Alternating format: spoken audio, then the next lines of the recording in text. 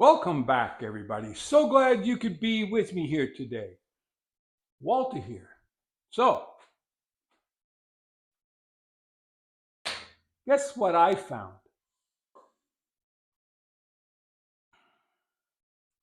I found some wood that I glued up into squares years ago. How long ago, Walter? Years ago. So, these are nothing special. It looks to me like they were just 2x4s, bits and pieces of 2x4s that were glued up and planed to 1¼ inches. So together they now make a 2½ inch square. So, Walter, you ask, what were these for? Aha! Therein lies the question. What were these for? Well, as I have mentioned in the past, in the not so distant past, that I need a grinding station or a sharpening station. Those were supposed to be the legs to a sharpening station. I have wanted and wanted to have a dedicated sharpening station nearly all my life. Yes, I can get upset with myself. I'm entitled to that. So I want to apologize. In some of the last videos, there was a lot of crackling. I put the microphone down here and I would just brush it once in a while, and that's where the crackling came from. So in addition to this, I had set aside some beautiful clear hemlock. Don't know what I'm going to do with it yet. However, I see it has a slight imperfection in this area here. So I thought I'd plane it while we chat. So in my video discussing inflation and shrinkflation, one of the commenters chimed in and said, yeah, what about toilet paper? Why are toilet paper holders so wide when the toilet paper roll is narrow? Is it because they're going to keep making the toilet paper rolls narrow so you can get 2 rolls on there? And then what about the size of the sheets? Sheets of toilet paper, not the other word, but are they changing the dimensions of the sheets so that they can still say, there's 1,000 sheets? Oy. And then things like coffee. Coffee used to be measured by the pound. All right, you get a ½ pound of coffee, you get a pound of coffee. Now, they're 12 ounces or less in a bag.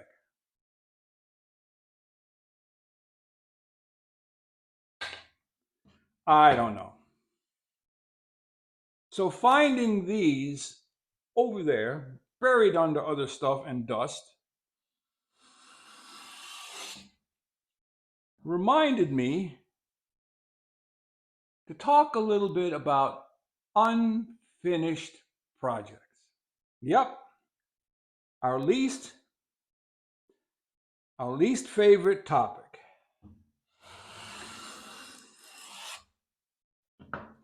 So looks like I just put an edge on this, and I may have the chip breaker, set a little too close. So you use your chip breaking adjusting hammer, which is also your chip breaker screwdriver. Don't tell me that wasn't in the design.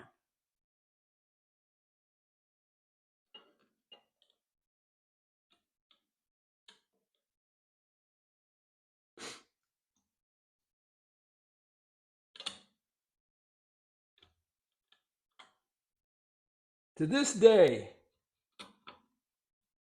I still say it was designed that way.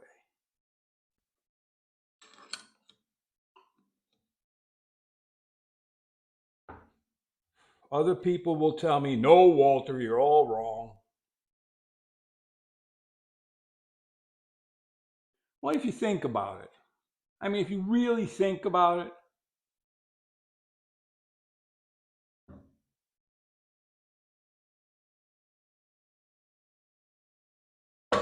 it would only make sense, to me at least, to build in the tools that you need for the most used function of the plane. So the most used function of the plane is to take the blade set out, take the chip breaker off, which means you have to undo a screw. Sharpen the blade, put it back together, then you need to adjust it as you tighten that screw, so you need a little hammer. So why not include a hammer and a screwdriver in the plane? I mean, look, you go buy a power tool. Don't get me started on power tools, but you go buy a power tool. The last thing a user wants to deal with is looking for a specific wrench or key or something. Screwdriver. So most, not all, but most tool companies are now starting to include the necessary tools. There we go. To adjust or repair your machines. Look, look at the DeWalt power planer.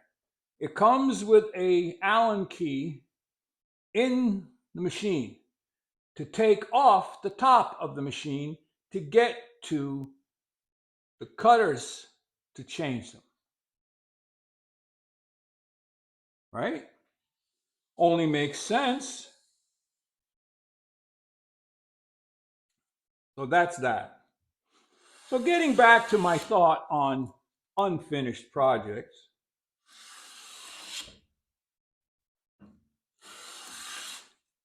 I don't even want to think of the number of unfinished projects that I have.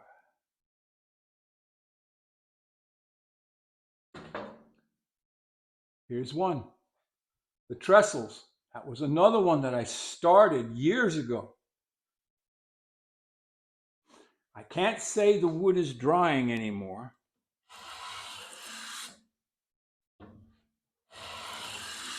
So Eastern hemlock. That's what this is. Eastern hemlock. It is not typically a furniture or cabinet making wood. For the most part, it was used in the construction of buildings or in building construction. But every once in a while, if you find a board that is clear, you want to set it aside. Because if it planes nicely, you can use it for some small project. And that's not technically an unstarted project or unfinished project. That is just wood for potential finished projects.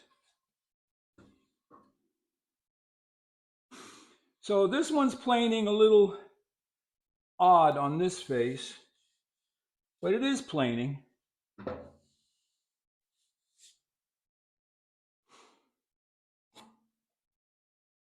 And I do have probably 3/8 of an inch on this corner that is not a defect per se, but it is if you want to use this for a finished project. So what about your workshop? How many unfinished projects do you have? Or how many tools do you have that you were going to restore and have not yet gotten to them?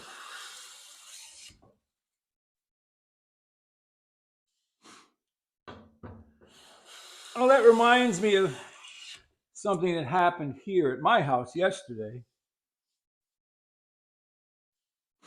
So I went into the basement to get something, and I noticed a bit of dampness on the floor in a couple spots.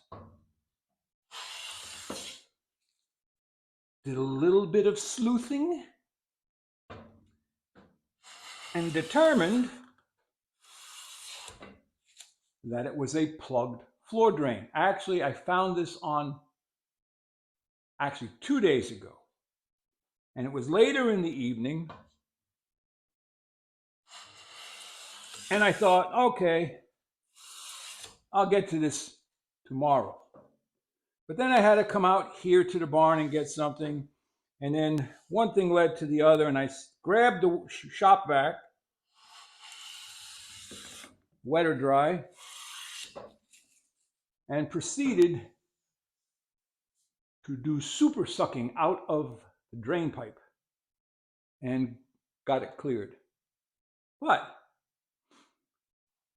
we're all not like that. Don't put off till tomorrow what you can do today.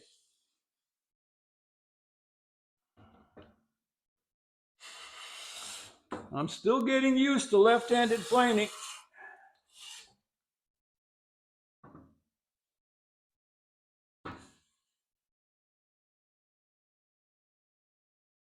That's not the most perfect piece of wood.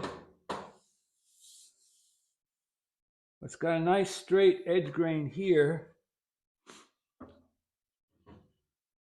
It's rift sawn. So if I were to cut it up, I'd have all straight lines. So that's about it for this one.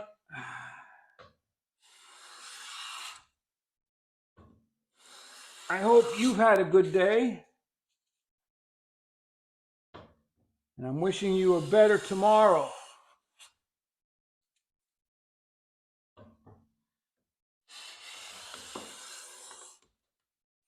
There we go.